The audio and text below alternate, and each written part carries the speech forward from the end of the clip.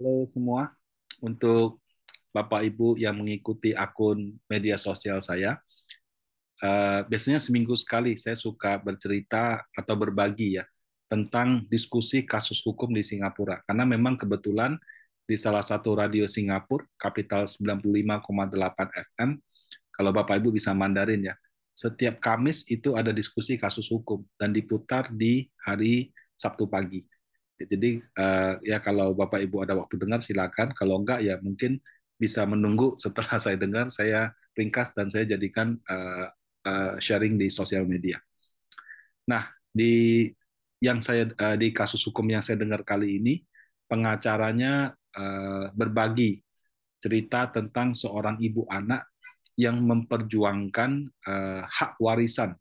Kenapa? Karena suaminya yang maaf agak nakal gitu ya, itu meninggal bunuh diri di toilet dengan cara gantung leher, dan ternyata setelah dia meninggal tidak ada satu peser pun yang ditinggalkan untuk keluarganya. Aneh juga kan, kok bisa istri dan anak yang sah itu tidak dapat hak warisan sama sekali. Ceritanya seperti ini. Jadi suami ini waktu hidup tuh nakal. Karena kenakalannya tertularlah penyakit yang jenisnya tidak bisa disembuhkan. Udah begitu parahnya dia juga menularkan ke istrinya. Jadi ya orang yang kalau sudah kena penyakit menular seksual yang tidak bisa disembuhkan ini, kondisi badannya akan terus menurun, imunnya akan terus menurun, mudah terserang penyakit, lemah dan ini. Jadi ya memang hidupnya juga tidak mudah. Nah, orang kalau meninggal kan harta-hartanya nanti diurus. Istrinya juga melakukan hal yang sama. Jadi si suaminya itu punya kondominium, ya. Kondominium itu kalau di Singapura itu kelasnya apartemen mewah. Kalau rumah susun yang untuk masyarakat itu namanya HDB. Jadi kalau di Singapura tinggal di HDB, yaitu rumah masyarakat pada umumnya, bukan berarti kecil-kecil ya, ada juga yang besar. Tapi kalau untuk kelas-kelas yang orang asing tinggal atau orang kaya tinggal itu kelasnya kondominium. Bisa nggak kalau orang lokal beli kondominium ya kalau ada duitnya silakan. Kalau orang asing diatur mau beli kondo, mereka cuma bisa beli kondo, tidak bisa beli HDB. Maksudnya tidak bisa tuh tidak bisa beli langsung dari pemerintah, harus beli dari tangan kedua dari warga lokal. Nah, kalau harga kondo biasanya 1 juta dolar ke atas. Jadi kita ngomong kondominium itu aset yang 10 M ke atas lah seperti itu. Kemudian dia punya uang pensiun, ya kalau orang kerja kan punya uang pensiun, punya harta lainnya. Harta lainnya ya kita ngomong uang cash, perhiasan, mungkin kendaraan dan sebagainya. Nah, istri anak ini tinggal di rumah, mungkin juga bersama suaminya itu. Kenapa ya? Saya tidak tahu latar belakang ceritanya, tapi kelihatannya kondo itu disewakan. Nah, jadi betapa kagetnya waktu istri ini mengurus hartanya, baru tahu dia yang sudah menemani suaminya dari muda kena penyakit, memberikan dia anak, kemudian kena penyakit, ternyata nggak dapat apa-apa. Rumahnya itu dikasih ke dua orang, ya, yang sama sekali tidak punya hubungan keluarga. Uang pensiun dia ya semacam JHT, BPJS Tenaga Kerja, nilainya 40.000 SGD. Kalau sekarang 10.800 kita ngomong sekitar 430 juta, dikasih ke wanita yang juga bukan hubungan keluarga, dan kebetulan wanita itu salah satu daripada penerima kondo itu. Kemungkinan itu selingkuhannya, kemungkinan ya. Nah, harta-harta yang lain seperti uang tunai, perhiasan, jam atau apa, itu ada yang dikasih ke adik lakinya, ada yang dikasih ke tempat ibadah dia. Jadi semuanya dia kasih, tapi cuma istri dan anaknya yang tidak dapat. Terus terang, ya namanya orang sudah meninggal ya. Kan kita tidak tahu siapa yang benar, siapa yang salah. Tapi dari cerita yang saya dengar, memang kelihatannya istri dan anaknya itu dalam posisi yang dirugikan. Karena itulah dia apa istri ini melakukan mediasi. Jadi mediasi dengan wanita zombie ini terkait warisan. Yang dimediasi juga simple, bukan semua hartanya. Cuma uang 40.000 SGD di dana pensiun itu. Yang dipermasalahkan adalah si wanita ini kan bukan keluarga, nggak punya hubungan apa-apa. Jadi harusnya tidak berhak gitu. Kenapa kondonya tidak sekalian? Jadi kondo itu atas nama suaminya single name. Nah, kalau menurut peraturan di Singapura, kalau si pemilik harta sudah membuat wasiat, maka bebas diberikan kepada siapa saja. Mohon maaf. Jadi nggak ada aturan harus kasih ke keluarga. Kalau dikasih waktu masih hidup, ya bebas. Tapi kalau dia sudah meninggal, sesuai dengan wasiat seperti itu. Nah, rumah ini baru si istri punya hak kalau dari awal itu namanya nama gabungan. Tapi ya kalau kita kan orang timur, tidak mungkin orang baru nikah, ya kadang-kadang ekonomi yang wanita bisa lebih baik, kadang-kadang ekonomi yang pria bisa lebih baik, kadang-kadang sama-sama baik. Uh, we don't know. Tapi kan mungkin tidak terang-terangan bagi hartanya. Ya, ada yang pakai nama bersama, ada juga ya sudahlah percaya udah pakai nama dia aja gitu. Kan tidak orang menikah dengan dengan tujuan nanti cerai mau bagi harta. Ya, tapi ya kalau cuma single name dan mungkin juga memang hasil dari uang suaminya atau peninggalan keluarga untuk si suami, seperti itu ketentuannya. Nah, jadi karena istri tidak punya nama di kondo, dia tidak bisa menuntut. Uh, jadi yang dia tuntut itu hanya 40.000 SGD aja. Dia waktu mediasi nangis-nangis, menceritakan bagaimana nasibnya mereka, suaminya yang tidak bertanggung jawab, dan lain-lain. Sekarang dia sudah penyakitan.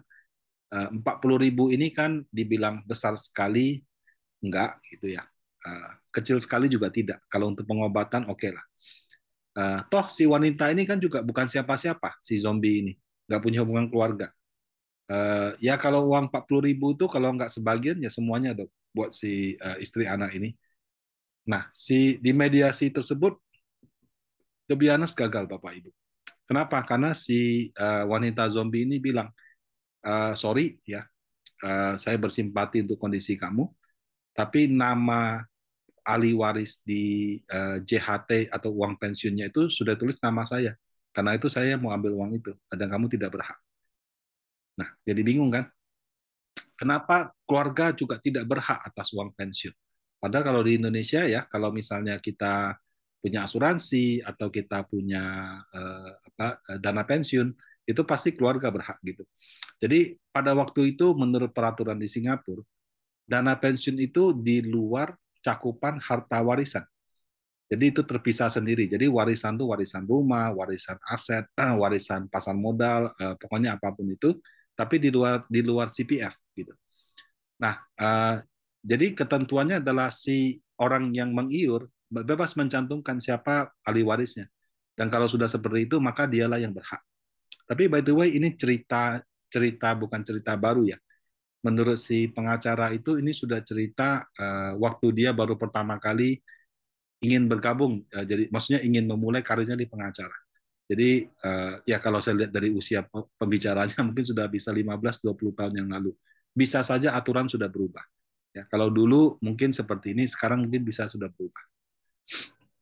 Jadi intinya sih di kasus di atas ya akhirnya istri anak yang sudah kena penyakit, anaknya masih kecil itu ya, tidak dapat apa-apa dan merupakan suatu tragedi. Apa yang bisa kita pelajari ya? Di Indonesia bisa begini nggak? Kalau untuk penegakan hukum, menurut saya, kalau untuk perlindungan terhadap keluarga, menurut saya di Indonesia lebih baik. Kenapa? Karena kita kalau untuk soal warisan, ada 3 macam aturan. Ada hukum waris Islam. Apabila ahli waris ingin menyelesaikannya secara sesuai dengan hukum waris Islam, itu kan sudah ada ketentuannya. Pihak pria berapa, wanita berapa, anaknya berapa, kemudian orang tuanya berapa, paman bibinya berapa, itu semua sudah ada sepersekian. Jadi baginya menurut itu, gitu ya. Atau berdasarkan Kitab Undang-Undang Hukum Perdata. Jadi itu juga ada ketentuannya, pembagiannya seperti apa. Nah, di daerah-daerah tertentu kadang-kadang hukum adatnya kuat, jadi bisa juga dibagi secara adat. Terus terang yang saya bingung ya, bagaimana kalau ada yang sebagian mau Islam, sebagian mau perdata, sebagian mau adat. Saya tidak punya pengalaman di situ. Nah, kalau menurut kita undang-undang perdata, ahli waris itu sudah dibagi jadi 4 macam golongan. Ada suami istri, orang tua saudara kandung, keluarga garis lurus, atau yang lainnya gitu. Jadi kalau dalam KUH Perdata, golongan 1 sudah dapat, 2, 3, 4 nggak dapat. Kalau satu nggak ada, baru dua. Dua nggak ada juga, baru tiga. Tiga nggak ada, baru empat. Empat nggak ada, mungkin baru bisa diambil negara. Ya. Nah, jadi ketentuannya seperti itu. Di asuransi, dulu itu boleh mencantumkan nama ahli waris. Sekarang sudah tidak. Jadi setahu saya banyak asuransi polisnya sudah tidak mencantumkan namanya lagi, tapi dia sesuai dengan mengadopsi ini. Sehingga kalau misalnya ada yang meninggal, ya mungkin pembagiannya juga seperti ini. Nah, bagaimana jika pemilik harta ingin meninggalkan harta untuk seseorang yang tidak punya hubungan keluarga? Bisa saja orang kepercayaan atau mitra bisnis yang membantu dia dari nol. Nah, kalau dari pengalaman saya, setahu saya di Indonesia itu belum ada aturannya. Jadi kalau dibagi ya, dan semua ahli waris yang berhak tidak setuju, ada potensi bisa terjadi konflik atau gugatan ke pengadilan. Uang dibagi ke keluarga saja bisa ribut, apalagi bagi ke orang luar kan. Nah, jadi lembaga jasa keuangan ya, biasanya kalau ada yang meninggal, biasanya selalu meminta surat pernyataan dari semua ahli waris yang berhak bahwa nanti dana ini misalnya kalau dicairkan ke siapa. Ya, kalau tidak ada itu, biasanya lembaga jasa keuangan agak agak ragu. Ya, kenapa? Karena kalau mereka cairkan nanti bisa ada gugatan hukum kalau banyak yang tidak puas. Dan sudah banyak kejadian seperti itu. Ya, belum lagi kalau orang Indonesia yang kakaknya di Inggris, kakak nomor duanya di Kanada, kakak nomor tiganya mungkin di Afrika Selatan gitu ya. Untuk membuat surat pernyataan persetujuan dari semua ahli waris itu kadang-kadang semuanya harus ngumpul di satu tempat dan di depan notaris kalau nilainya besar. Nah itu yang kadang-kadang jadi lama di situ. Kalau salah satu solusi bentuk solusi yang lain adalah menurut saya adalah trust fund. Di luar negeri ada yang namanya trust fund. Trust fund itu tidak hanya dana dikelola, tapi juga penyalurannya. Jadi misalnya bisa dibuat, oke, okay, kalau anaknya masih kecil, setiap bulan dikasih aja 10 juta rupiah. Nanti kalau usianya sudah di atas 15 tahun, baru ditambahin sekian juta, sekian juta, sekian juta. Nanti kalau dia sudah misalnya lulus kuliah, baru dikasih semuanya. Nah, jadi bisa dikasih secara seperti itu. Bahkan bisa semakin detail. Jadi misalnya harus ada syarat dia merawat misalkan adiknya yang ada kekurangan atau kakaknya yang ada kekurangan. Karena kan kalau orang tua punya banyak anak, kadang-kadang ada yang sehat walafiat bagus sekali, kadang-kadang ada yang memiliki keterbatasan. Kekhawatiran orang tua kan adalah bagaimana kalau yang punya keterbatasan itu tidak lagi dirawat oleh kakak adiknya.